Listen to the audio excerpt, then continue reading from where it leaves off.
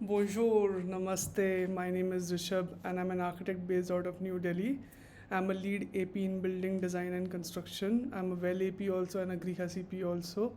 So before beginning the video, please hit the subscribe button. And in today's video, we're going to learn about intent and strategies of location and transport. Uh, this is a social work what we are trying to do, and we are trying to build a community of green building professionals that will help in the future to help mitigate climate change and build in more responsibly. So yes, let's begin. The location and transport is a recent category added in rating system of LEED version 4. This category focuses on reducing one of the main contributors to global warming, which is transportation.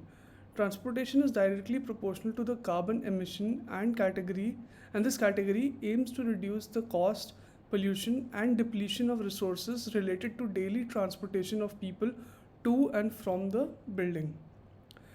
There are total 8 credits and no prerequisites in location and transport, which we will discuss in detail. The maximum points achievable under this category is 16. So if the project qualifies under LEED for neighborhood development, it cannot get under any other credit in this category. The prerequisites are basically points that a project has to comply uh, mandatorily to be qualified for a LEED certification. So let's start with the basic introduction. The location and transport category was derived from sustainable sites, which we will be talking about in the next video. Originally, the sustainable sites category housed the transportation credits. Over the last decade, it has become clear that transportation is critical opportunity for reducing building impact on environment. According to US Energy Information Administration, the transportation emissions contribute to about 33% of the total greenhouse gas emission in USA in 2008. This is not a small number. This category also focuses on importance of selecting a location which will enhance, not impact the environment. The LT category also aims to reduce the greenhouse gas emission caused by vehicle travel and to protect sensitive sites from harmful development. The LT category contains the brownfield, transportation, and density credits from sustainable sites, as well as other new credits related to sensitive land protection in green vehicles. The main intent of LT is divided into location, transportation, site development, and health and livability. So, since the video is focused on strategies and intent only, so we will not go credit wise in this video.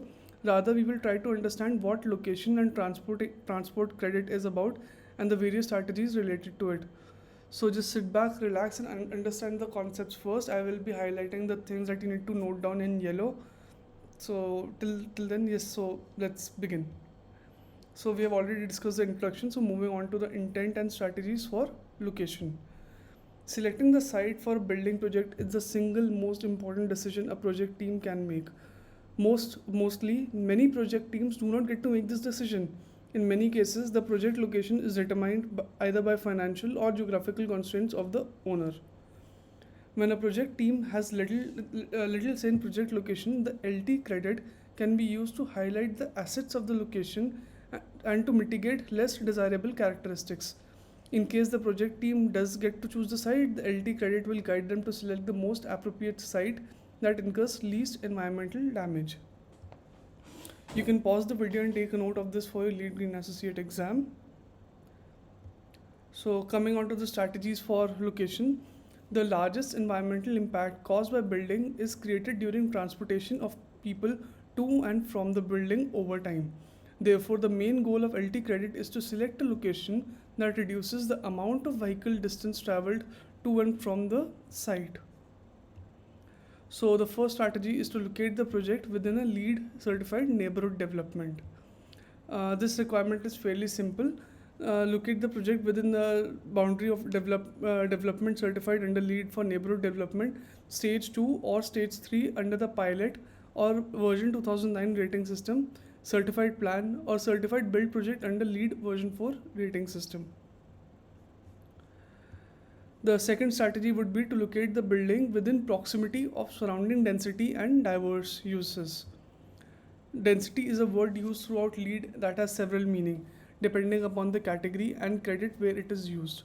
In the LT category, density is the measure of the total building floor area or dwelling units on a parcel of land. The unit of the unit of measure for density varies depending on the type of density measure being taken. For LT credit, surrounding density and diverse uses, a project team may use residential, non-residential, or combined density. So now let's understand that first. The residential density is measured in dwelling units per acre. The non-residential density is measured in floor area ratio. The combined density is measured in square feet acre of buildable land. The buildable land is the portion of site where construction can occur, including land voluntarily set aside and not constructed on. The best way to understand this strategy is understanding the credit. So let's study the credit for the purpose of your exam. Before beginning, I would just like to remind you to subscribe and like the channel, and do check out the practice question bank for you to practice your learning on. Link is in description, and feel free to reach out to me for any queries or anything, and leave a comment. Yeah, just leave a comment. So the credit is surrounding density and diverse uses. Seems a long name, but don't worry, it's fairly simple. Before beginning, let me explain you in a very raw terms. LEED promotes locating a site that has different kinds of public amenities at a walkable distance, such as bus station or metro station, grocery shop, ATM, and all. So let's begin. The intent is to conserve land, protect farmland, wildlife habitat by encouraging development in areas with existing infrastructure, promote walkability and transportation efficiency, and reduce vehicle distance traveled, and to improve public health by encouraging daily physical activity. So basically, LEED wants people to walk more and more and try to build infrastructure around it so that people are more motivated to go out, and rather than taking their car out, they should walk. They should be able to walk to the nearby areas. So now let's understand the requirement, how we can achieve this. The first strategy would be to locate on a site where surrounding existing density is within a quarter mile or 400-meter radius of the project boundary meets the value in the given table. Confused? Like, don't worry, let's break it down. So in the first row, it says you need to have a minimum 22,000 square feet of buildable land per acre. Like we just discussed that buildable land per square feet per acre of buildable land is a combined density. In case of residential, there must be 7 dwelling units per acre and 0.5 floor area ratio for non-residential density. If these conditions are met, the project can get 2 points under building design and construction category. The second option is having the building's main entrance within half a mile or 800-meter walking distance from 4 to 7 diverse uses which are existing and publicly available for 1 point, and in case the project is going for 2 points, it needs to have 8 or more diverse uses. Before moving forward, let's understand what is diverse uses. So it is a distinct, officially recognized business or a non-profit or a civil amenity or a religious space or a office space. So it has a stationary postal address and is publicly available. The table shows different kind of diverse uses. There is a special condition for this credit, that is only 2 uses from each type may be counted towards credit, and 3 of the 5 category must be represented. What does it mean? It basically means the neighborhood should have a mix of different amenities. It should not just have like 10 different restaurants and no grocery store.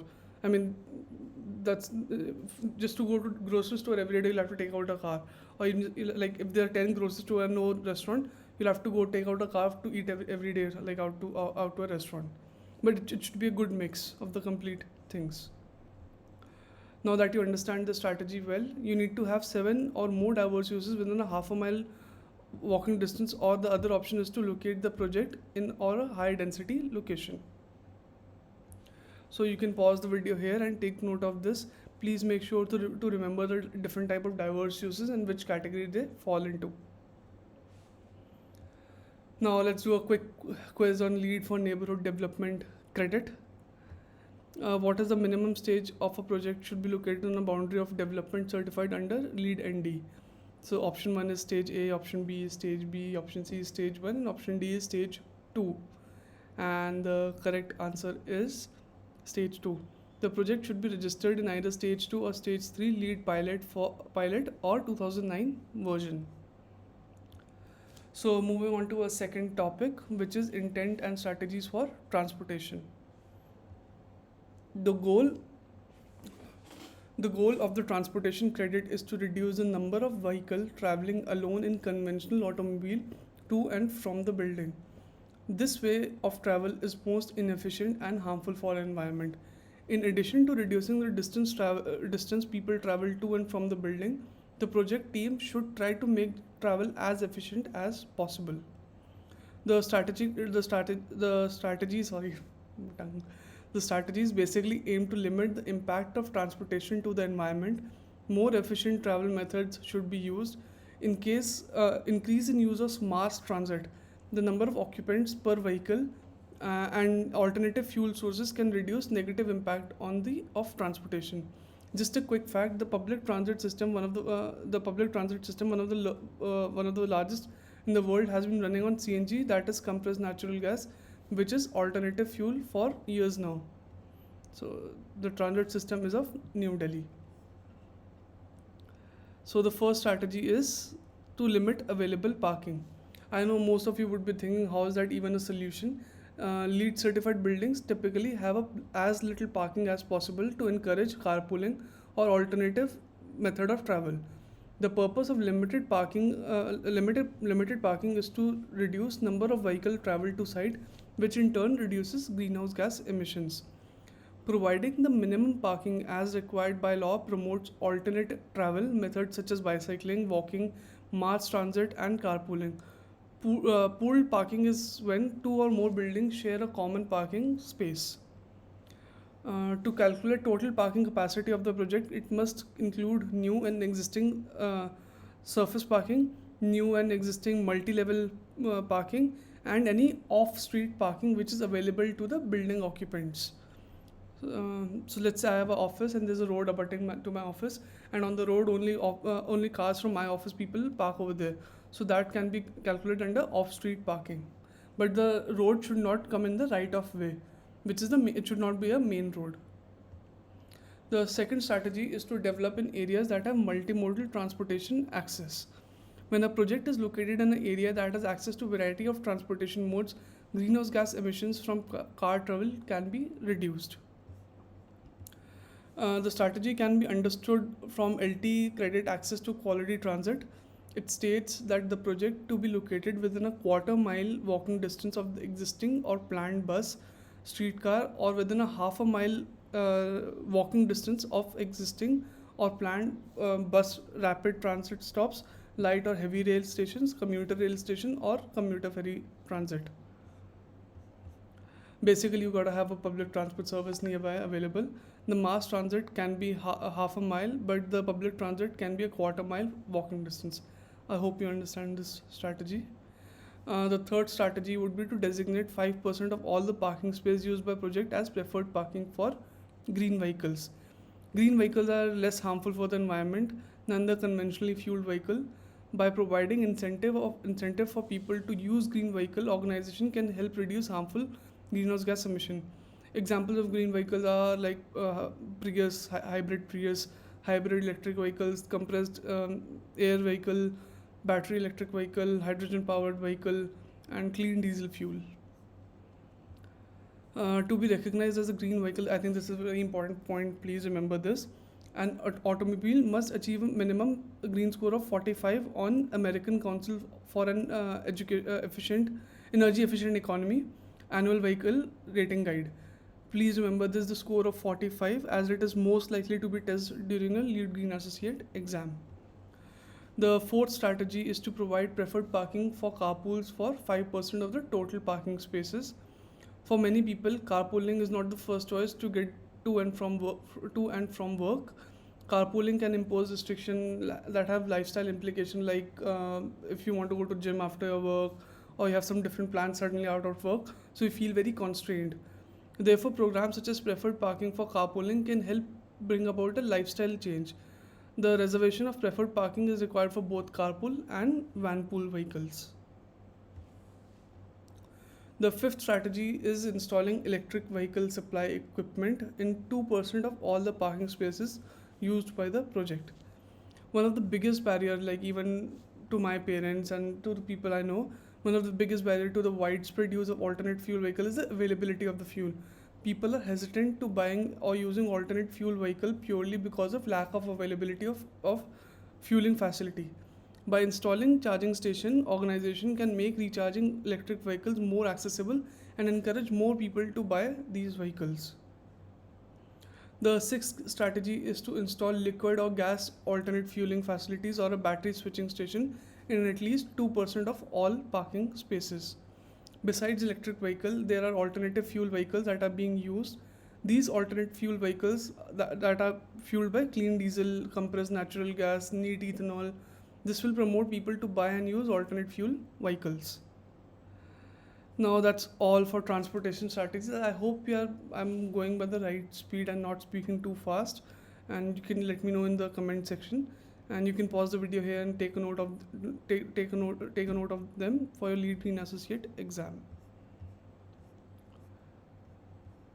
Now it's a quiz time. So I think I told you to remember this thing. So what should be the minimum score of green vehicles as per ACEEE? And the correct, like on the options are 40, 45, 50 and 60, and the correct answer is 45. And I hope you got the correct, and if you got the right, then please hit the subscribe button, and if you got it wrong, still hit the subscribe button. And moving on to our third topic, which is intent and strategies for site development.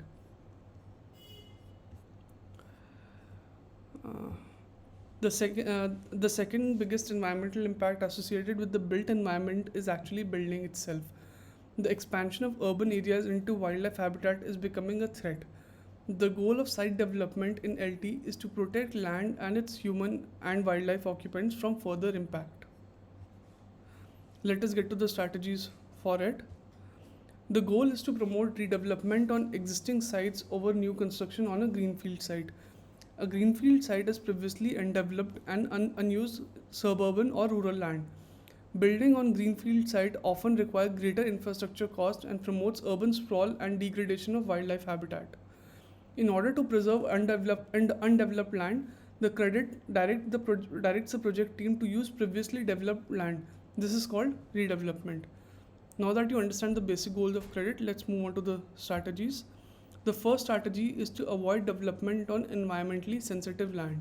The project should not be located on a farmland, floodplain, threatened or endangered species habitat, water bodies and wetlands. The project should be minimum 100 feet or 30 meters away from the water body, any water body, and minimum 50 feet or 15 meters away from a wetland. So before moving on to the next strategy, you can take a note of these things.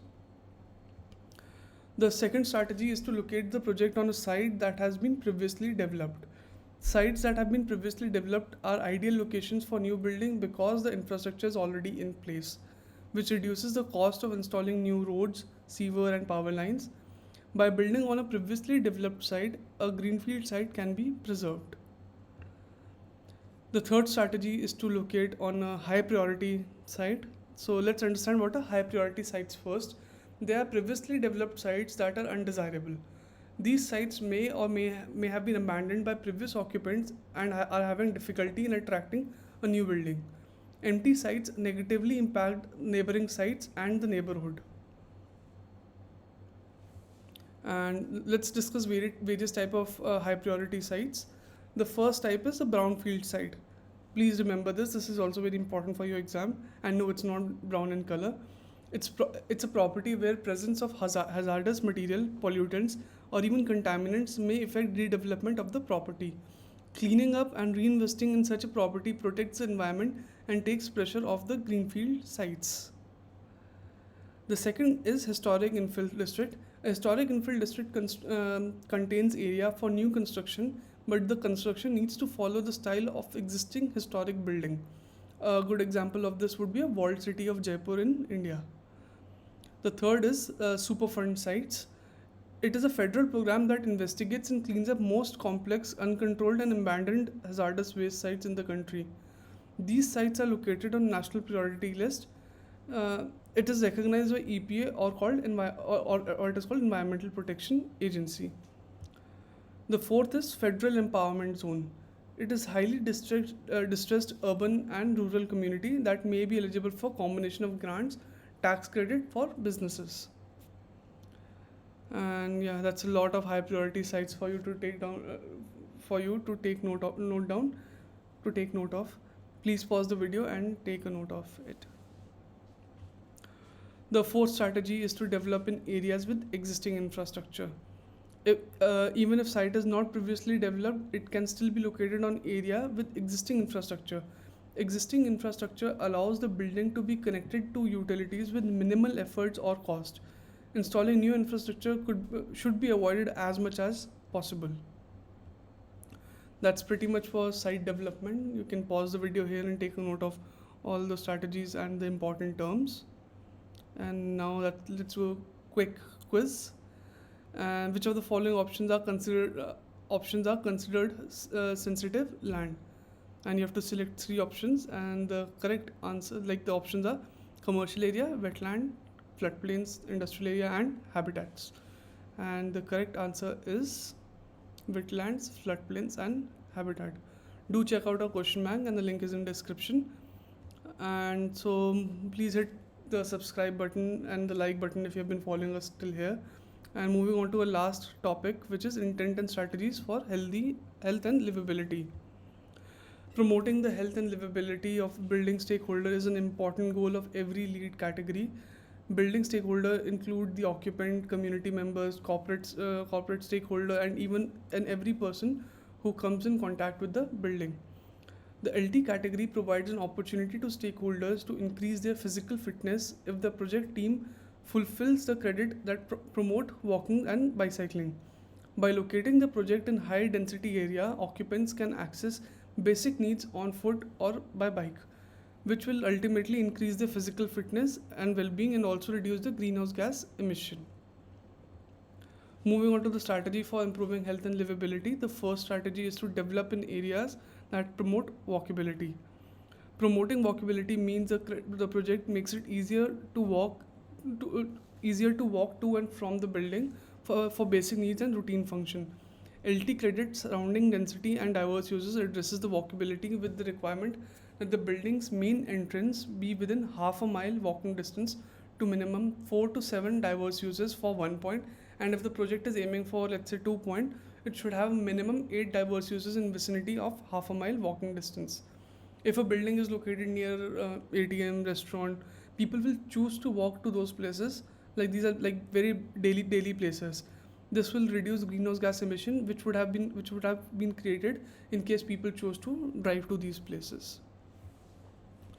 The second strategy would be to provide bicycle storage facility, shower room, and bicycle network in close proximity to diverse uses. Providing access to bicycle storage facility will encourage people to ride their bikes to work. Building infrastructure around bicycles such as storage, bicycle network, repair shops, shower room will not only promote more and more people to choose bicycle, but will also reduce the greenhouse gas emission, keeping people fit. So yeah, you should choose more often to cycle to the nearby places if you can. And the third strategy is to provide a bicycle maintenance program for employees or a bicycle route assistance. This will help people navigate easily to and from the building and promote more people to join the bicycle network. You can also start a bicycle club. I mean, that's also a good idea. And the fourth strategy is to provide pedestrian amenities. Street trees, shade, benches, and water fountain, bike racks, and garbage bins are good examples of public pedestrian amenities. This will promote people to walk rather than taking out their car when they see proper facilities that are required by pedestrians.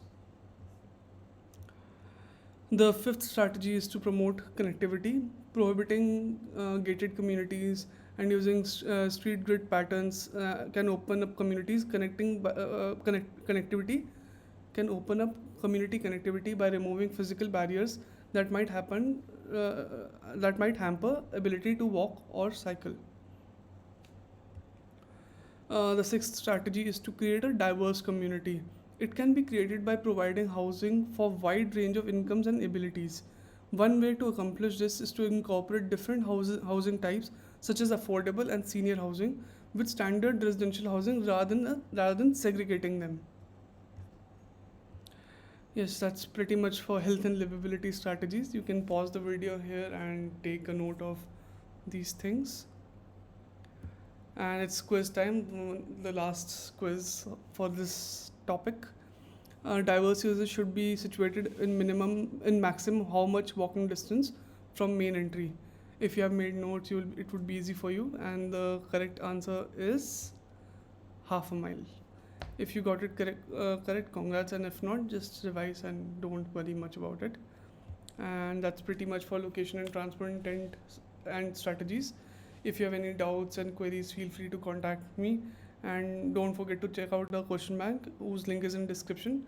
And see you on the next video on sustainable sites category. Thank you.